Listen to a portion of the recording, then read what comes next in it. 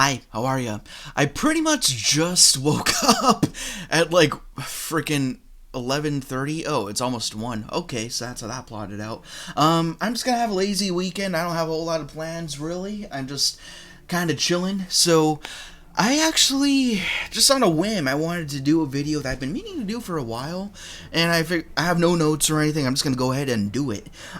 I wanted to go ahead and rank all of the cinematic Batman from Adam West to Patterson. Sometimes you hear Pattinson. Isn't it Pattinson? Hold on a second here.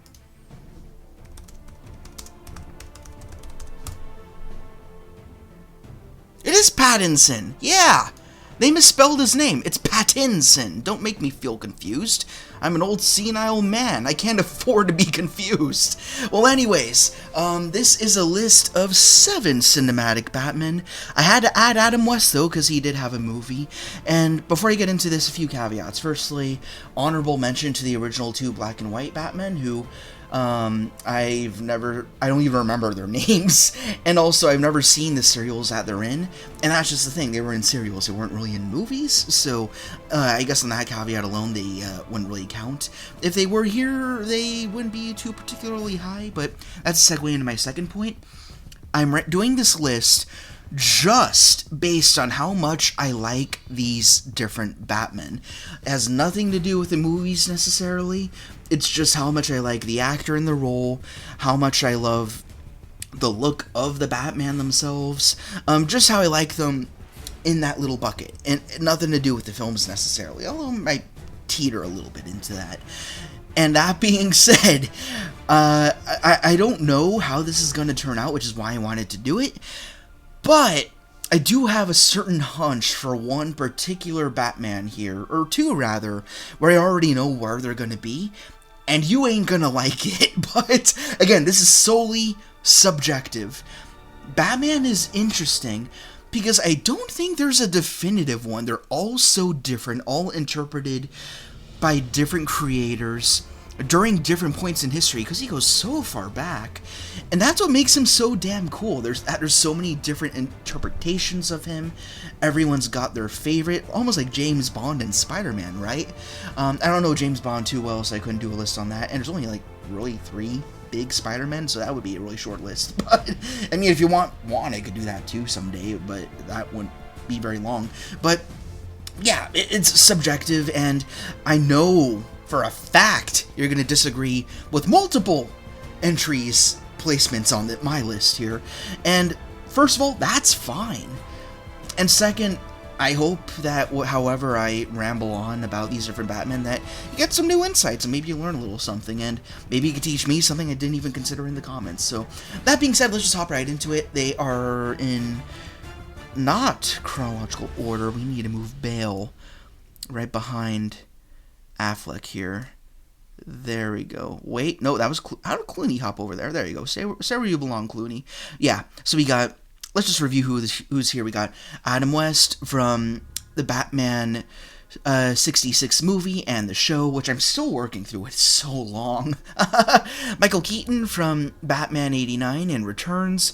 Kilmer from Forever, Rest in Peace, and Clooney from Batman and Robin. And then that takes us into, like, I guess, a new era of Batman movies where you have Bale from the Dark Knight trilogy, Ben Affleck, or Batfleck, from the now defunct DCEU, and then we also have Robert Pattinson, damn it, I don't know why they made that typo, from The Batman, and hopefully there will be a second one. It's looking a little gray right now, but let's see that happens. So firstly, again, going in chronological order, we have Adam West Batman. I did not grow up with Adam West, but I've always loved him. He comes from a really interesting time in the superhero or comic timeline, being that he popped out around the 1960s. And during that time, I don't know all the details, but that was during an era where, like, a whole bunch of politicians were, like, cracking down on basically anything new that could, at the very least, entertain a younger audience. And they're like, oh, comics are corrupting the new generation. We need to water it down. So Adam West is probably one of the least accurate Batman here, because he was in a franchise which is notoriously bubbly and cheesy and wacky and insane. But that being said, it's so much fun to see him do what he does. The deadpan delivery that he presents, which is totally intentional, and it's juxtaposed to, like, the shark repellent spray dancing for King Tut and all of that. And again, I'm trying my best to focus on just the movie here, but the movie is really just a whole bunch of episodes kind of crammed into one that segues into the TV show. Or did the TV show happen first and then the movie occurred like midway? I don't remember the order of events. I wasn't alive then, so I couldn't tell you. I'm not an expert on the Adam West era. But as for him as a character, it's just an interesting and fun footnote. Absolutely nothing wrong with it. I mean, you could critique the fact that he's a watered-down Batman just because of the censorship at the time. They have all these people in suits trying to, like, censor and mediate what comics can be and all of that. Well, let me delete this tab with my budget. Not that you can see that, but let me get rid of that. There we go. Didn't really, again, not prepared for this at all. But yeah, Adam West is golden in this role, whatever. But he absolutely nails what he's trying to do, and yeah, it's just so fun to see this, like, wacky ass character who's also very stoic and determined at the same time, and he's just getting in all these really wacky hijinks and everything. Again, I'm still trying my best to truck through the Batman show. Shows back then, holy crap, they crammed so much into each season. I think there's only 3 seasons, but each one is like 60 episodes or something. So I still have a lot more to dive into, but it's, again, it's very episodic. There's not like a deep intrinsic lore or anything. It's like you got a new villain every week, sometimes recurring and all of that. And his rogues gallery is great. I mean, you got Cesar Romero's Joker, you got Burgess Meredith as Penguin, Julie Newmar as one of my favorite Catwoman. She's awesome for sure. Like, neck and neck with Michelle Pfeiffer, I dare to say. Yeah, and I really can't speak any more on Adam West. He's great. He does exactly what he needs to do. And he kind of put Batman into the mainstream. I mean, not everybody was reading comics. The 2 serials that happened before didn't really make much of a cultural impact, if at all. Not to discredit them, but they just weren't quite there. But yeah, like, no matter what you think about this era of Batman, he put it on the map. So you gotta give him a lot of credit for that. And, of course, I knew him for, Adam West playing himself in Family Guy, and it was really unfortunate when he passed because he could no longer do that. And that's the thing, I respect the hell out of him because he was acting till he died, and he was just serving laughs from Batman all the way to the tail end of Family Guy, and he is so freaking cool.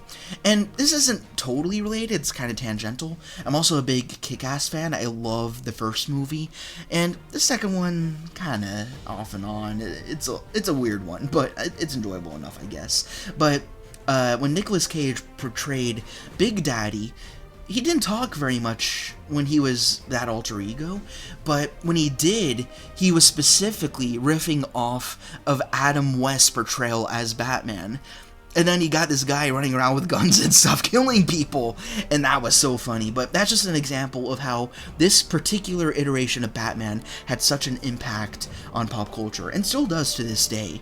So, again, this list, it's just based on personal preference, how much I enjoy them. There are other Batman I prefer more, but there are a few I respect more than Adam West because of what he did, and how impactful he still is today. So, this tier list, pretty standard. I watered it down. It's not my tier list. It was just there. They added Adam West, and I just reduced everything from S tier to F tier. For Adam West, you know, I think I'll give him a B. I think that's fair enough. Again, there's 7 entries here. It's not a lot, so we're gonna spread things out here. Next up, we have Michael Keaton, and I think objectively, he might be the definitive Batman, and he might not be for everyone. I mean, I think the most infamous footnote for him is he was doing comedic stuff. He was doing, like, Beetlejuice and things of that nature. So in the tabloids at the time, people were like saying, oh, they're about to cast Michael Keaton in the Tim Burton iteration of Batman. Do we really want this comedic actor to portray this serious, brooding character? People weren't too sure how much they were going to like him. And of course, he just wound up blowing people's socks off. And he's still doing that to this day. And even now, people aren't too sure if they prefer him as Batman. And we've gotten new interpretations later on who people prefer over him. But I think it was kind of lightning in a bottle. Like, I wouldn't say that Batman 89 or Returns were perfect movies. I mean, in Batman 89, it kind of just boils down to a revenge story, and that's it. You don't see a whole ton of Batman doing his Batman stuff, and you don't learn a ton about him as a character. You don't learn a lot about Bruce, so that's kind of missing from both movies, really. Well, it's a little bit more present in Returns, at least. But even then, it leaves a little bit more to be desired. But again, we're just focusing on Batman, Michael Keaton. I think he might do the best out of all the Batmen. Maybe second to Adam West, because one thing I forgot to mention about him is he does a good job between being that rich guy and then being that wacky character in the cowl. But then Michael Keaton, I think he does just as good of a job at creating that duality, but both personas are still totally different. When he's Bruce Wayne, he's kind of just a shifty and awkward guy who's very mysterious. Like, people are just trying to, like, find him and get to know him, like Vicky Vale, like, hey, have you seen Bruce? And says this directly to Bruce, and he goes, oh, I wish I knew. He's not even comfortable in his own skin, and he's very awkward. His conversations are kind of a little bit weird and screwy, like he stutters a little bit and stuff like that. But then when he's in the cowl, he's determined, he's ominous, he's scary if you're on the other end and you're the criminal, and he knows exactly what he's doing. And yeah, he really does. I'm going to probably be using this word throughout this list. He really does nail that duality on the head between being the strange, shady, rich guy and this dark, ominous character who shows up in the night and only really appears in the newspapers in the day in Gotham. So, and also, it is worth mentioning, he does return in The Flash in the DCEU, and that's a movie that I've honestly warmed up to a little bit. I mean, the PR and the CGI, that's a whole other conversation. I can't defend those. But as for the way that Batman's portrayed, I thought that was so interesting. He was a superhero who did everything he needed to do, and Gotham wound up being safe because of him. But as a result of that, he lost his sense of purpose, and he kind of just became this old hermit in his Gotham manor. Doesn't talk to anybody, probably just has all his food DoorDashed to him at that point. I think everyone kind of just forgot about him by that point, and he feels really shitty about that. And no matter how you feel about The Flash, Ezra Miller, or anything like that, it's so interesting to see, like, this novice superhero kind of approach the veterans and say, like, hey, can you help us? And Keaton's like, that's not what I'm meant to do anymore. That time's past. I'm retired.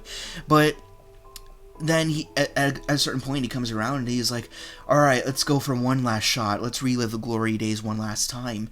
And he dies in that process. I wish that could have been handled a little better, but, you know, the meaning's still there. He goes out for one last big adventure. And ultimately, that cobbled together budget Justice League fails, but for Batman himself, that's a conclusion of his arc, whether you like this movie or not. And I do think it worked in a weird way. And that movie, for all its faults, and it does have faults, I think Batman was not one of them. I think it enriched his character even more. It allowed us to get into his head more than 89 or Returns did. So again, returning to Batman, Michael Keaton himself, I think he's excellent. Very, very good. In terms of how much I enjoy this character, even though I wouldn't say he's in my favorite Batman movies necessarily, although I do like them, I say Michael Keaton's S tier. I really like his portrayal. I do like that eventually he gets the arc that he deserves in The Flash, even though you'd probably wish that arc would have been within the Burtonverse, right? But we still got it, and it's more for me, a quantity over quality basis, I wouldn't say he was in a perfect Batman movie. And none of these are perfect. All of them have flaws. All of them have things that we wish could have been in them that weren't there. But as for him, just as an isolated portrayal of this character, informed by Tim Burton, of course, I think he nails it. He's excellent. There's nothing I would take away from him. I think he's absolutely wonderful. And I hope we see him again for one last adventure. Maybe not something post-Flash. I don't think that would make any sense. But maybe just one more movie that takes place between the events of... I mean, if you consider it canon, Batman and Robin, and The Flash, like, just have an old man Batman. I don't know, maybe, like in a Batman Beyond movie, he acts as a mentor figure or something like that.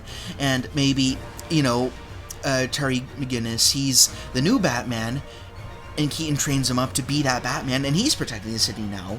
And that's why Keaton feels like he no longer has purpose, because, like, oh, I got this other guy doing it for me, I don't need to do it anymore. Like, he's taken up the mantle and he's doing fine. And then you have all the Robins running around, and the Batgirls, and he's been through it. Maybe he's been broken by Bane at some point, and he's just... The movie ends with him just being washed out, just being not totally sure what he can do next. It could be a little bit of a cliffhanger. So, of all the Batmen here, he's one of the few that I think has future potential while Keaton is still around. And I hope that somebody does that, whether it be James Gunn, Snyder, or whoever. I just hope that he gets one more film. I think that would be fantastic. Anyways, moving on to the Schumacher-verse, which is really interesting, which I do consider canon with Keaton. You don't have to, of course, but we move on to Val Kilmer, who unfortunately recently passed away, and I think because of that, and not just because of that, but even before that, people have really been reevaluating his performance as Batman. Schumacher's not for everybody. It's a very acquired taste. And again, so is Tim Burton. But as for this particular Batman, for the longest time, I didn't really like him. I just felt like he was too different from Keaton. I felt like he was kind of boring. But when I rewatched Batman Forever, which is not really one of my favorites, like, I enjoy it. It's fun enough. But I feel like it doesn't really have that poetry that the Keaton movies did, and then later movies did. We'll get into that later, of course. But as for Kilmer himself, I actually thought his Batman was pretty damn good. I mean, notoriously, he was at odds with Schumacher. He very clearly didn't want to be there. But to his credit, he pulled off a pretty solid Batman that I wish he would have gotten a little bit more of, just his dialogue. I thought he played it pretty cool, pretty much like, yeah, this is my role, this is what I gotta do. And in contrast from Keaton, I think that's where Kilmer, at least in my eyes, he has a weakness. When you get to the Bruces, with Keaton, again, he's kind of just this shifty, rich weirdo that no one really knows much about. But for Kilmer's Bruce, that's, for me, the Achilles heel. I never connected to his Bruce Wayne. I still don't. I feel like he seems very bored. He doesn't seem very passionate about anything that's going on. He doesn't seem worried. Like, I know that Schumacher, that's one of the strengths of these movies. He delves more into his past. Like, when Bruce fell into that cave, and he had that vision. I don't think it was real bad. I think he had that vision of that big bat flying towards him, and he's like, this is what I need to do. That's really cool. I love the story that they're trying to build out around him. But as for Kilmer's performance as Bruce, you don't really see that deep intrinsic connection to that past. Instead, he feels very wooden, very stilted. And, whether you prefer a brooding Bruce or a really wacky and bizarre Bruce, I don't think Kilmer teeters in either direction, so he loses me there. And, like, I pinpoint this one moment where he's talking to Robin, not even Robin yet, he's still just Dick Grayson, he's working on a bike, and then Kilmer's like, if somebody could stick around and work on the bikes, then maybe I could help them out a little bit. Like, he was just getting really breathy and weird, so I thought that was a weird acting decision, but yeah, I didn't like his Bruce, but his Batman, I wish we got more of him, dialogue-wise. The action's kind of neither here nor there, you probably had stunt performers doing all of that, but yeah, I thought it was kind of cool how he had that rapport with Chase Meridian, especially, where he's trying to remain reserved, trying to still be that tough guy, but still she's kind of like getting into the cracks a little bit, and he's kind of unraveling before her. So I did like that exchange. I thought that was really interesting, that facade was kind of melting away in the face of this vixen of a woman, of the psychologist. But yeah, I don't have a lot else to say about him. He's definitely a fan favorite for good reason, I think. And he's left an interesting legacy, being one of those Batman actors who didn't want to be Batman, really. But yeah, I mean, he's really... He's some of people's favorites. Like, he's kind of that... I don't know how to describe it. He's that Batman who isn't considered, like, the best of the best. But looking back, he definitely brought something to the table.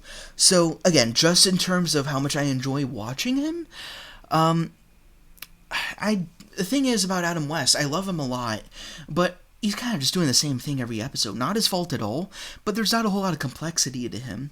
For Val Kilmer, there is a little bit more to peel apart and reevaluate after the fact. So it's not quite as face value as Adam West. Again, not Adam West's fault. He did exactly what he needed to do. But for Kilmer, it's a little bit more layered. Is it a perfect execution? No. But whenever I do watch the movie, which isn't often, I am curious to peel him apart a little bit. So I will drop him in the A tier, actually, just by intrigue alone. He's not perfect, but it's interesting. It's very enticing. Now here's where I piss people off.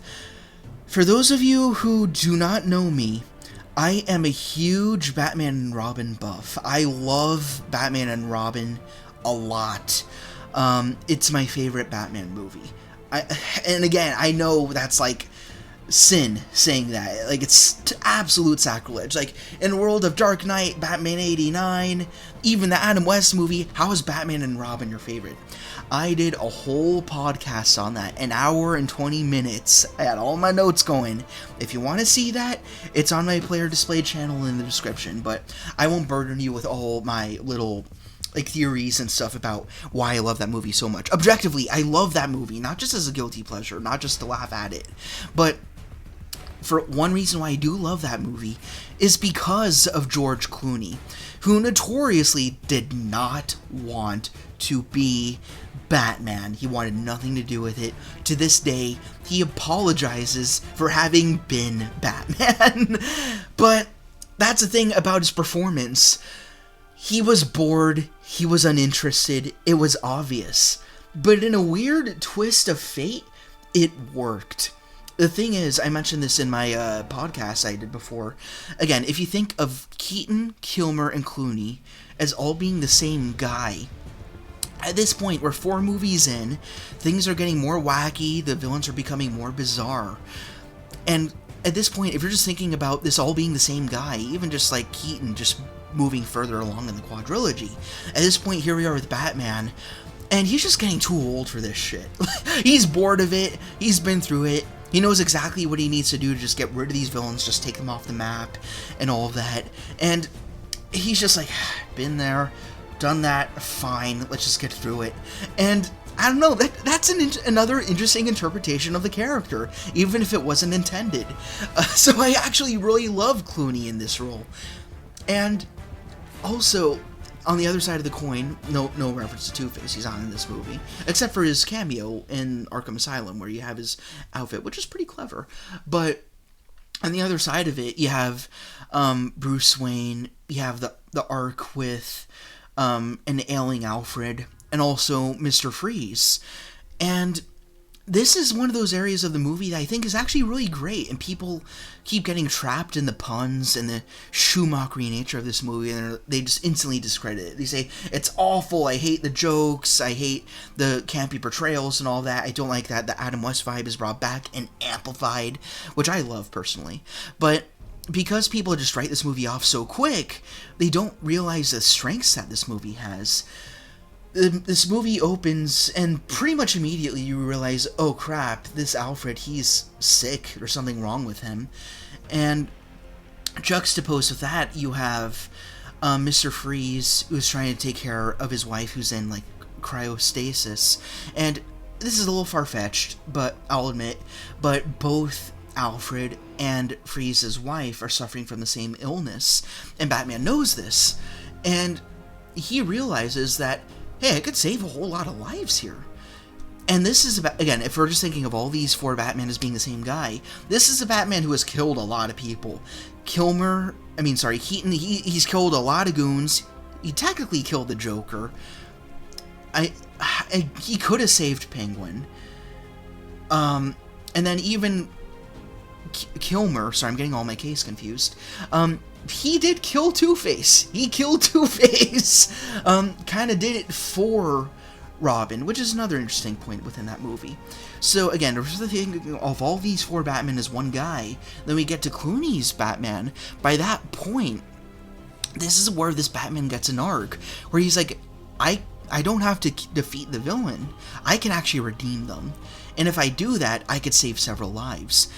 Like, he meets Mr. Freeze at the very end of the film. He's totally defeated. There's nothing else he can do. And Freeze is like, go ahead, kill me too. And Batman could have just done that. Like, that would have been in his nature. Like, you're just a weirdo. I'm just going to get rid of you. I'm going to take you off the board here. But Batman realizes, like, this is just a man who's just wallowing into suffering, kind of as he was doing throughout these four movies. But he realizes, like, wait a minute, you got a cure. You were once a really good man, as I once was. And let's try and get you back to that point. And it sounds goofy to most in retrospect, but it's actually quite clever. He uses ice puns to redeem Mr. Freeze. He uses his own language to bring the good doctor back.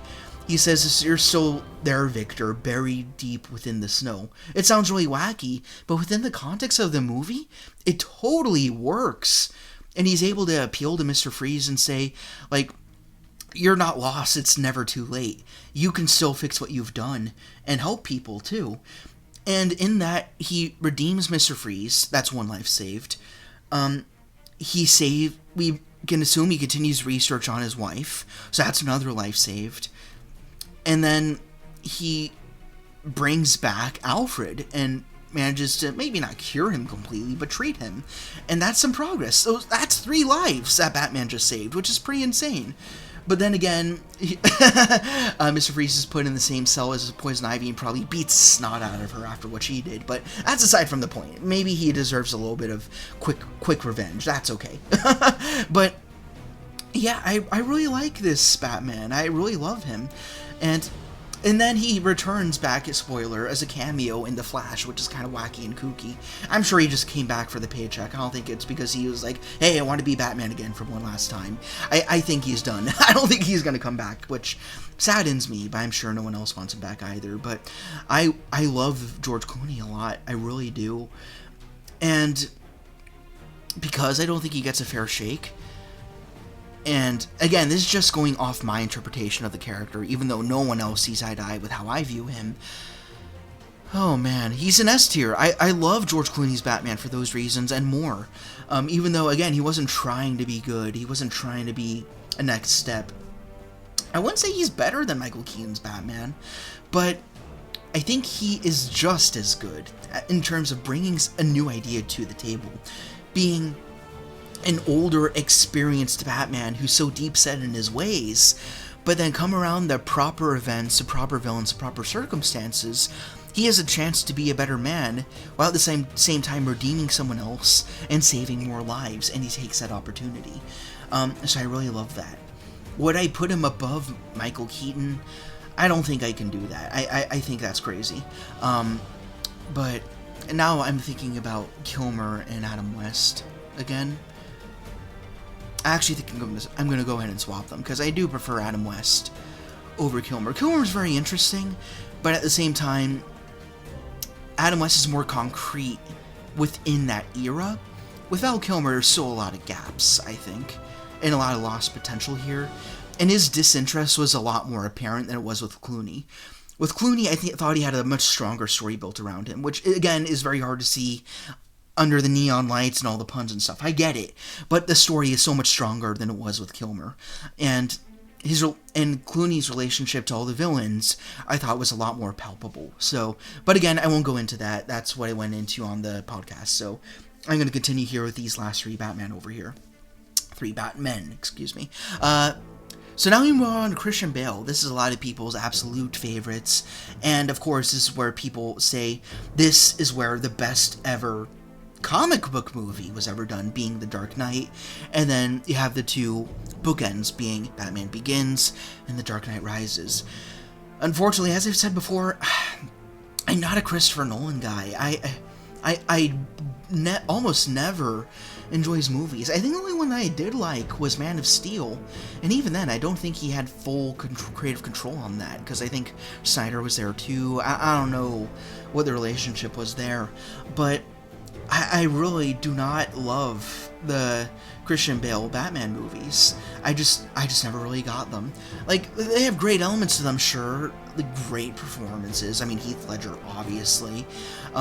I love Tom Hardy's Bane. I think he is my favorite character in the entire trilogy, because he brings some of that campiness back, and I really like that. But at the same time, it's juxtaposed with his threat, his menace. We've talked about that before when I did a podcast going through most of the Batman movies. I didn't tackle all of them. I wish if I could go back, I could redo that. But now we go back to Christian Bale's Batman. Of all the Batmen here, honestly, I hate to say it, he's my least favorite. I don't connect with this Batman at all. I really don't. It's for a few reasons. Firstly, his performance as Batman is totally over the top. In a different way than Adam West was over the top. For his time, he was meant to be wacky, he was meant to be goofy and all of that. But then you have Christian Bale in this very grounded world where there's almost no room for comedic relief or anything. But he's marching around going, "Where is he? Where are the drugs going?" It's like, dude, fucking chill. It just does not work within this world at all. It's just, it's not wacky or fun. It's just really bizarre, and it doesn't match this world that Nolan is trying to build, which again is a world that I don't really prefer for Batman. And if you like it, that's totally fine. Again, there's different interpretations that people are going to like, dislike. That's all right, and it's okay that I don't prefer these movies. I mean, to get a little tangential and go back to why I don't love these movies as much, they do lose the whimsy of Batman that I think makes him so fun. Like, whether you're talking the Arkham games, Schumacher, Adam West era, or where my Batman experience started, the Lego Batman game. But that's what informed me. And even that struck a really good balance. But to deprive Batman of all that whimsy, I feel like you lose something. And here, it's too grounded for me. And also, I never loved Christopher Nolan's directing style at all. I don't like how he does all the time jumps and stuff.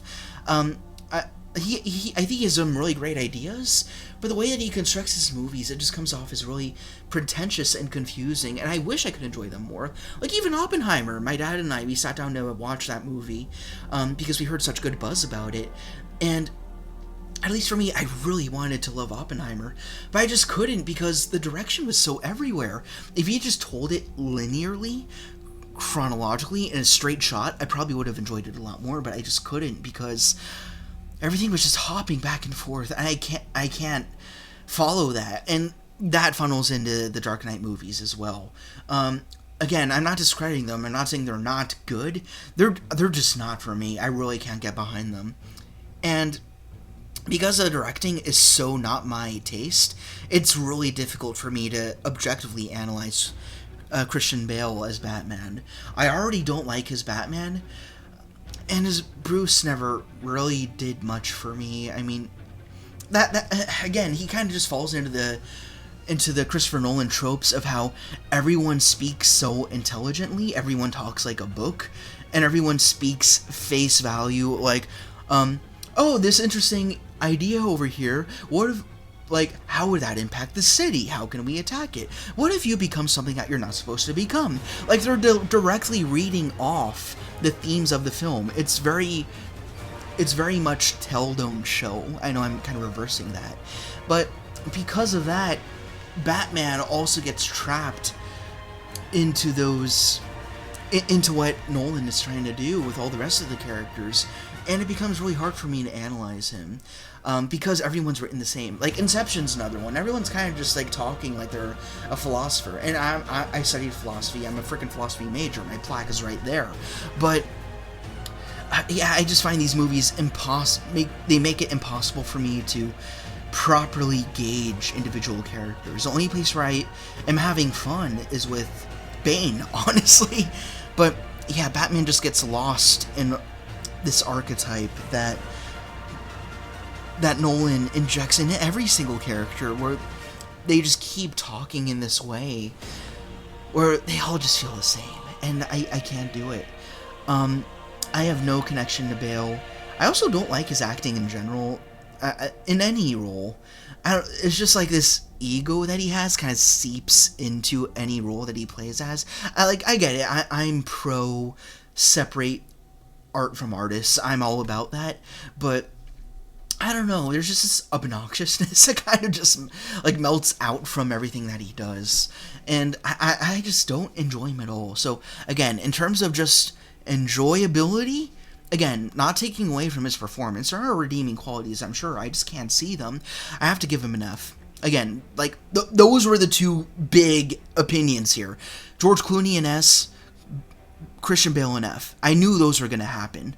But, yeah, that's just honestly how I feel, like how much I enjoy watching them. I love watching George Clooney, but I do not like watching Bale. I really just don't.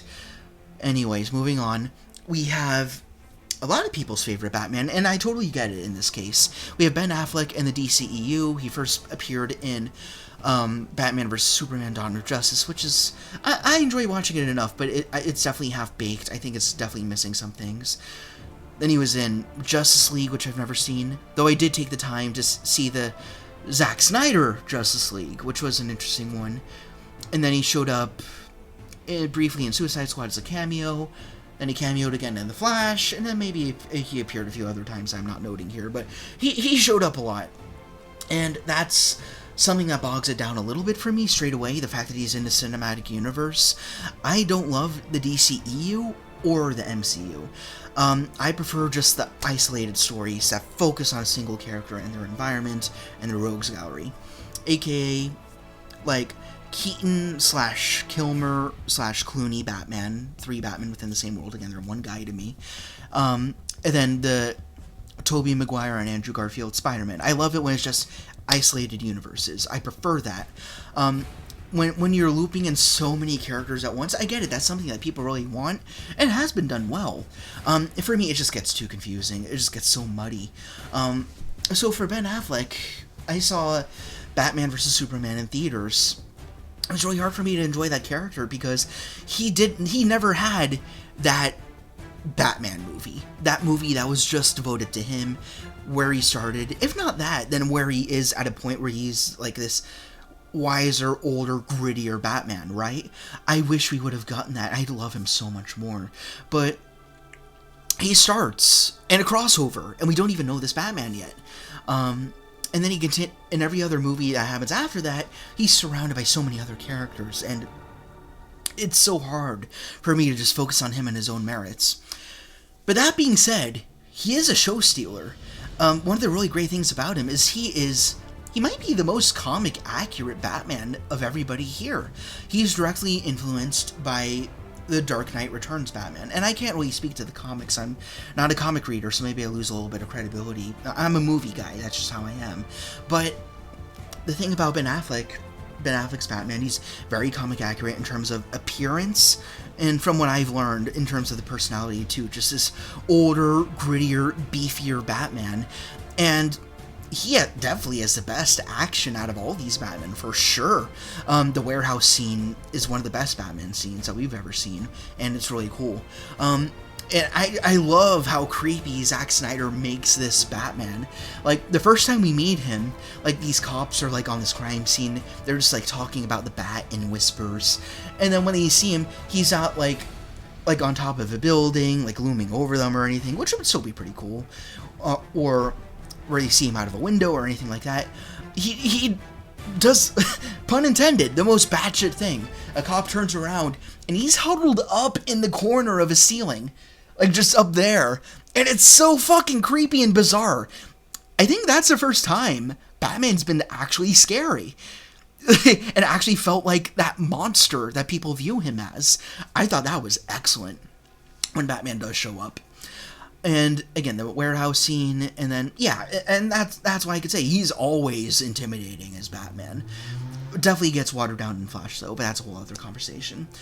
As for his Bruce, I want to be sure I tackle the Bruces as we go, because they are important, because of that duality.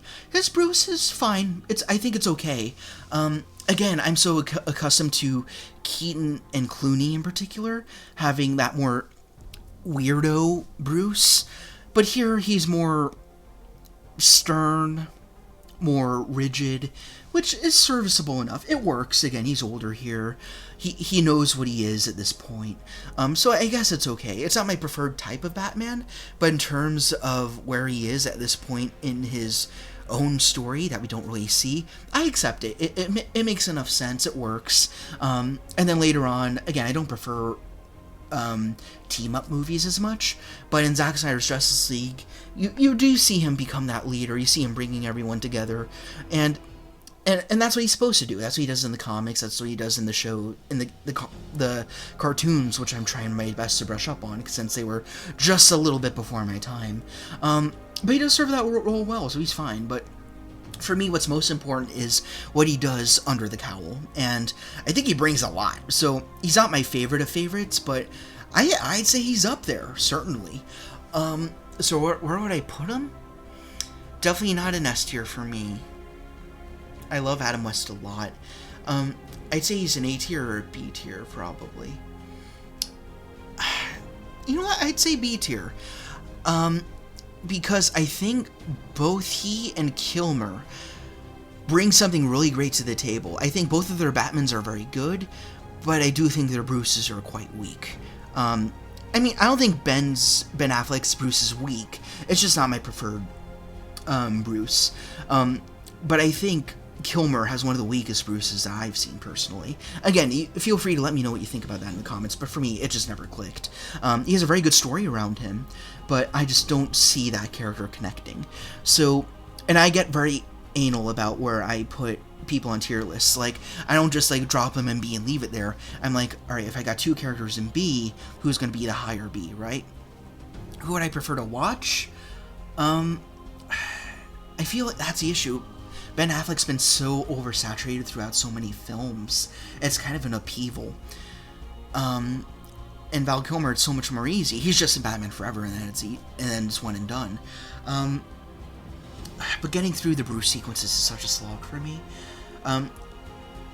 I'd prefer to go back to the Affleck movies so I could analyze him a little bit more.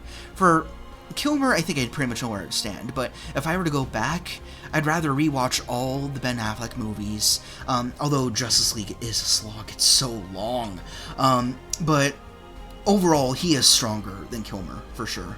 I mean, credit to Kilmer, who sadly passed away, but I do think, I wish he got a little bit more, and again, he was totally disinterested in the role, and it was very clear. Where he was good, he was great, but he definitely showed his weaknesses. But Ben Affleck, I think he took it and ran, to the best of his ability in the movies that he was given. So, anyways, that takes us to Robert Pattinson, Mr. Typo down here. A lot of people shit on this movie, and that's what I'm noticing, especially with the new Superman movie coming out. There's a very apparent Zack Snyder following, which is very, very toxic, where they're like, if you make any movie that doesn't involve Zack Snyder that's DC relevant, then you're a fool, and whatever you do, we're going to shoot this movie down and ruin it for everybody. And I think that's terrible. I'm not one of those people. I'm like, hey, let's see this new interpretation, and if we love it, great, and if we hate it, oh well, we'll see what the next interpretation is.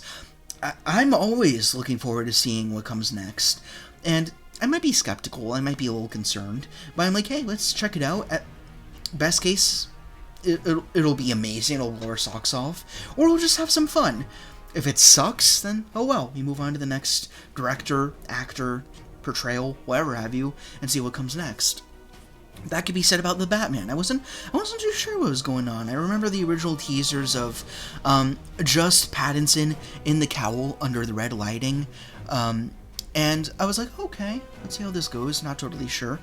My dad and I we rewatched the original. That's not the right word, but the Burton Schumacher quadrilogy to brush up, and we had a really fun time with that. And then we hopped into the Robert Pattinson movie. We saw it in theaters, and it wasn't a perfect movie, but overall, we were very, very blown away. And again, I'm going to try and keep this short, because we're not talking about the movies, we're talking about the actors. The weird thing about this Batman movie is it's very grounded. It doesn't really dive into the fantasy at all. And the same can be said about the Bale movies, which I don't like at all. But I love the Robert Pattinson movie so much, the Matt Reeves movie, a lot more than any of the Dark Knight movies.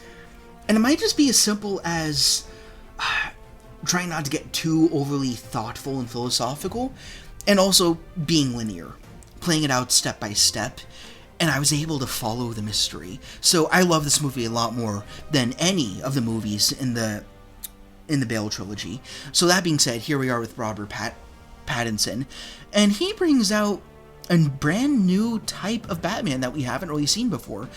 A young guy who is just becoming Batman. I think he's like 2 years in, maybe not even, and that's new to cinematic Batman. All these other Batman here, they're like well seasoned, they know what they gotta do, their parents died a long time ago, they've been through their first villains and stuff like that. Now they're taking on the big guys, the heavyweights, right? In the case of Ben Affleck frickin' Steppenwolf and Darkseid, right? So he's already way in there. But for Robert Pattinson, he's new to this, and he's facing basically his first villain. Before this, it's just like street muggers and stuff like that. And they whisper about him around the campfire, like knowing, like, hey, the Bat, he could be anywhere. And I love that intro sequence, just like showing all these little alcoves of this particular type of Gotham. And you as a viewer are like, where is he? Where's he going to show up as all these crimes are taking place? And then he's in the subway, and he takes on this whole gang single-handedly. But he's not perfect at it. He's not as precise as Keaton is. He's not a brawler like Affleck.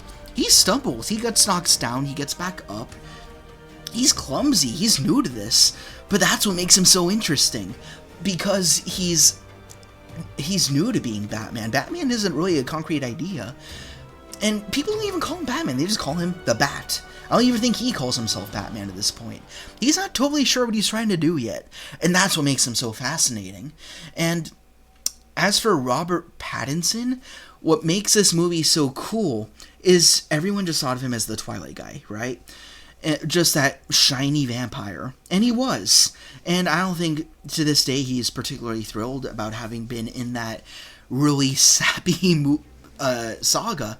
I watched it with my mom to make her happy, and it's not my favorite, to say the least. But to see him come into this role and totally defy expectations was awesome. And I think both his Batman and his Bruce were both really great. I think of all of the actors here, maybe aside from Keaton though, I think he might have had one of the best dualities here. Again, a brand new duality that we haven't seen. Adam West had a really good duality. So did Keaton. Clooney, perhaps not as much. Ben Affleck, not a lot. Val Kilmer, there was duality, but again, one of those sides is so boring, for me anyways. But for Robert Pattinson, it was so distinct. As Batman, you have this very tough, stoic, and quiet guy who only talks when he's spoken to. And he's a good brawler, he does his best, but he's not perfect yet. As Bruce, we don't see him as much as Bruce. But he's still kind of just this angsty kid. He's still kind of in that self-wallowing phase. Again, they have freaking Nirvana playing whenever he's around. I think that was a brilliant stroke of genius. And there's even a moment where he kind of just writes off Alfred, where he says, "You're not my father." And that sucks to see, but it makes sense for this character. in this headspace that he's in right now. It's really fascinating. I think he has a really interesting dynamic with the world around him, and the fact that he's still grieving, and he's still kind of just a kid right now, and he's still figuring himself out, and he doesn't know what this new persona is yet, or what it's supposed to mean. He says, I'm vengeance, not I'm Batman. He just wants revenge right now. He's still trying to vent at this stage in his life. Not just like for a few days, but like for years at this point. For months, for years. And that's a new type of Batman we've never really seen in the movies. Maybe in the comics, maybe in some shows. But not on this scale. And that's what makes him so cool. And also, I think his suit's really interesting. I haven't really been talking a lot about the suits. We could do that like on a separate tier list. I could go back to this exact tier list and do it all over again. But I think his suit's really cool, and that's kind of just cobbled together. There's not really a theme to it aside from it just being dark gray and black, but it feels very thrown together. It's not overly military like the second Bale suit or anything like that. It's not anatomically like Keaton or Clooney, and it's not just a piece of cloth like Adam West, right? It feels like just this guy who has a lot of assets, and he's like, oh, here's a piece of armor, I'll throw this on my chest, here's some shoulder pads, but it's not really consistent, there's no theme to it really, aside from the bat on his chest, which was kind of brilliantly became his batarang, and then the cowl. Aside from that, it's all just armor. It's not really meant to mean anything, it's just meant to protect him, and I think that's really cool. It's more, protection over style, and I think that's really fantastic. And then I suspect if we get a Batman 2, I hope we do, he'll get a new suit, and it'll become more thematic over time, and it'll become more into his own.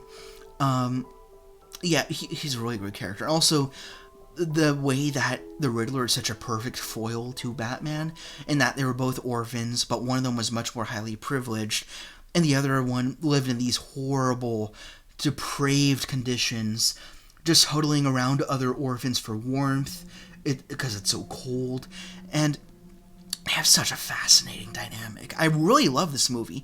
To me, like, again, Batman and Robin will always be my favorite, but to me, The Batman, this is the best Batman movie that I've ever seen. Because, again, the Bale movies didn't work for me at all. The Affleck movies were kind of just everywhere, even though he was very good in them. And then all of the Keaton movies, Keaton, Clooney, Kilmer, all of them were left something to be desired. Even in Batman and Robin, like, I'm not that full of it. I do say it is flawed. It needed some help. And then in Adam West, it was just a coupling together of several episodes. But man, in terms of atmosphere, story, character development, and dynamics, I loved the Batman so much. And that is largely due in part to Robert Pattinson. I think he absolutely sold it. I really loved what he did here.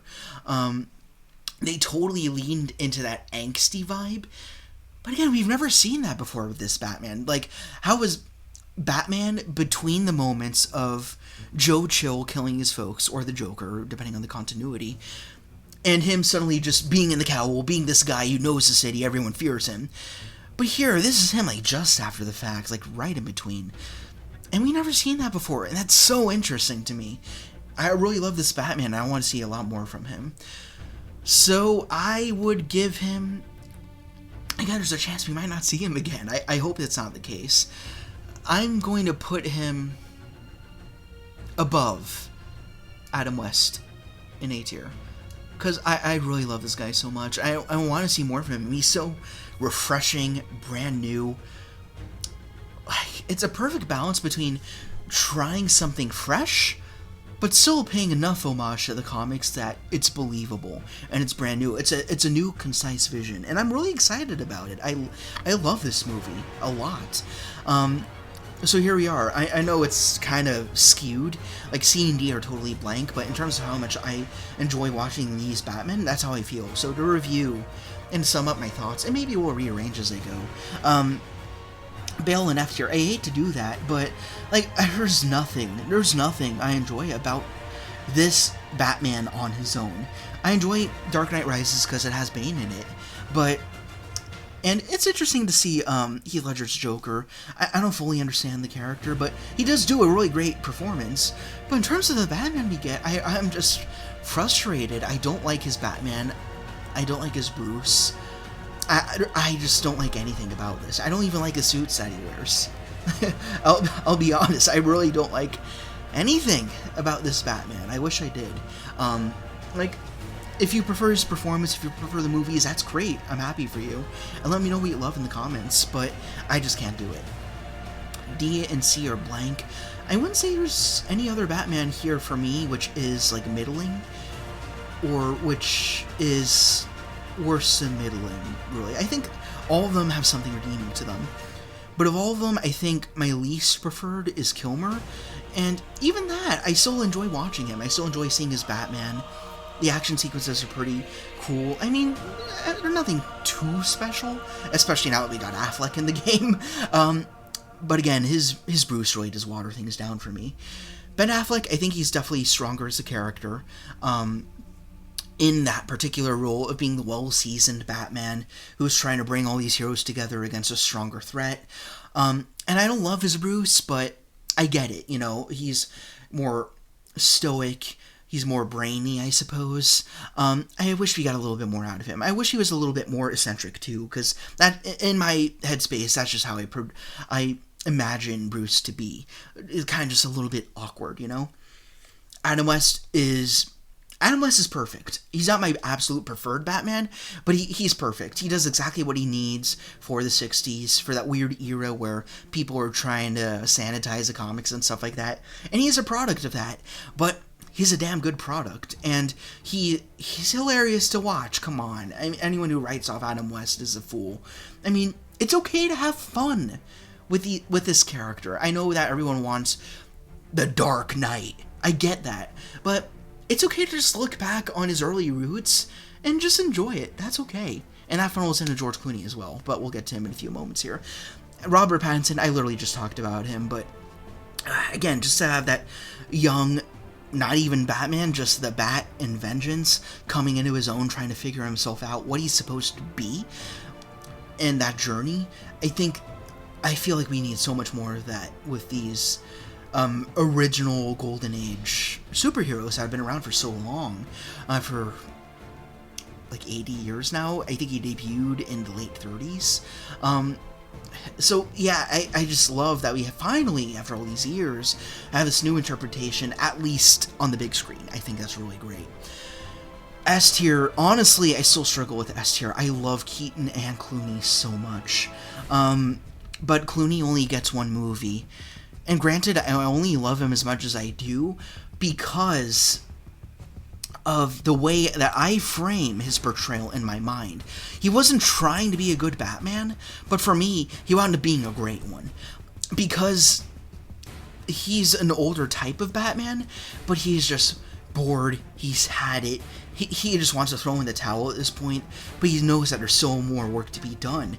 And in that, he winds up doing the good thing that he, in the previous movies, again, if they're all the same Batman, wouldn't have otherwise done. Instead, he's just casually blowing people up or sending Two-Face to his death.